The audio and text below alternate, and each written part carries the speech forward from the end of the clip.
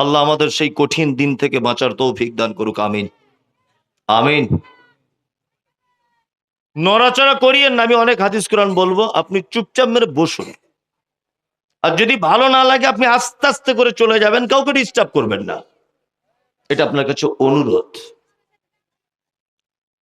এইখানে একটা কথা মাঝখানে বলে দিয়ে যাচ্ছি, ভালো করে শুনে রেখে দেন, এটা দুনিয়াবি কথা।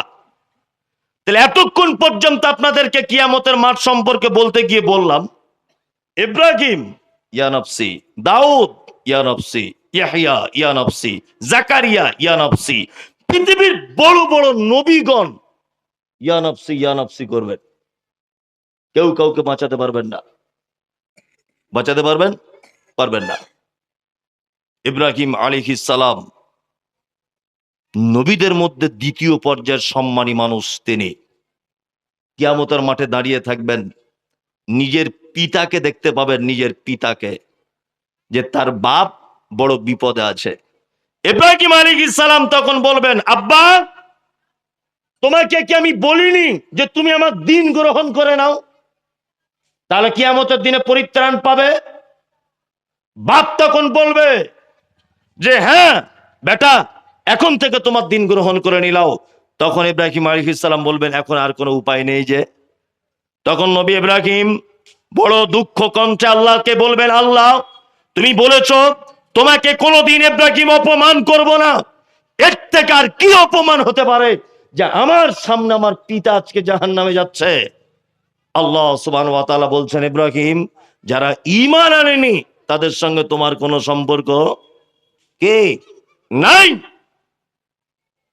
তার আব্বাকে দেখতে পাওয়া যাবে অন্য একটা প্রাণীতে রূপান্তরিত হয়ে, তাকে টেনে হিচড়ে তাকে জাহান্নামের ভিতরে নিয়ে যাওয়া হবে। ইব্রাহিমের আব্বাকে অন্য প্রাণী তৈরি করে দেওয়া হবে কেন? যাতে ইব্রাহিম কষ্ট না পায়, যাতে ইব্রাহিম আল্লাহর খলিল ও কষ্ট না পায়। এই জন্য আল্লাহ অন্য প্রাণীতে তাকে জাহান্নামের ভিতরে দেবেন। বন্ধুরে আমার, তার মানে বোঝা গেল পৃথিবীর নবীদের ভিতরে দ্বিতীয় সম্মানী নবী তিনি হচ্ছেন ইব্রাহিম। নিজের বাপকে বাঁচাতে কে পারছেন না। কিছু কিছু বক্তা বক্তব্য রাখে,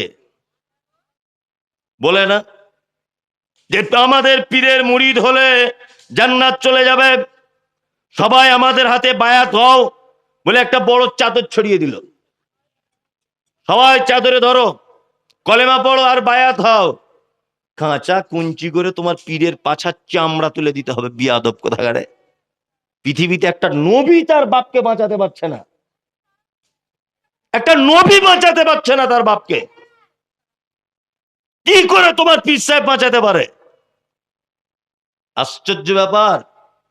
বলছে আব্দুল কাদের জিলানীর এত পাওয়ার ছিল, যখন তিনি পাড়া গ্রামে খেলতে বার হতেন ছোটতে, বলছে কোন ছেলেকে যদি বলতে তুই মরে যা, তো বলছে মরে যেত, বলছে ও জান চলে যেত। ওর মা এসে খুব কান্নাকাটি করতো, আব্দুল কাদের আমার ছেলেকে বাঁচা বাঁচা বাঁচা, এই জ্যান্ত হয়ে যা, আবার জ্যান্ত হয়ে যেত। এই হচ্ছে ওয়াজ, এই হচ্ছে জলসা। কি বলছে বুঝতে পারছেন না? আমার অমুক পীর, আমার তমুক পীর, আমার অমুক মাজার, আমার তমুক মাজার, এসব বক্তব্য হয় কি হয় না? হ্যাঁ, আল্লাহ, এই বক্তার থেকে দূরে থাকুন আর এই সোনা থেকে দূরে থাকুন। কি বলছি বুঝতে পারছেন? এক কথাতে বুঝে নেন, কেউ কাউকে বাঁচাতে পারবে না। পৃথিবীতে আপনাকে কেউ দোয়া করেও জান্নাতে পাঠাতে পারবে না, কেউ পাঠাতে পারবে না। পৃথিবীতে আপনার সঙ্গে ভালো ব্যবহার করার কারণে আপনি জান্নাত চলে যেতে পারবেন না। পৃথিবীতে দুইটা মানুষের মাধ্যমে জান্নাত যাওয়া যায়, দ্বিতীয় তৃতীয় কোনো অপশন নেই, কোনো অপশন বর্তমানে নেই। দুটি মাত্র অপশন। এক, আপনার আব্বা মায়ের সঙ্গে সদ্ব্যবহার করার ফলে, আপনার আব্বা মাকে সেবা যত্ন করার ফলে আপনি জান্নাত যেতে পারবেন।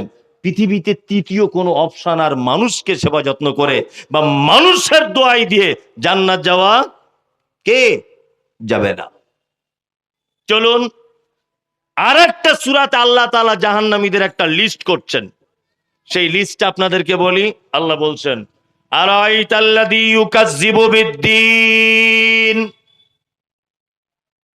আল্লাহ বলছো নবী, আপনি কি দেখেছেন তাদেরকে যারা কিয়ামতের দিবসকে মিথ্যা মনে করে? আচ্ছা, কিয়ামত হবে আপনাদের বিশ্বাস আছে? আছে? কিন্তু আল্লাহ বলছেন নবী আপনি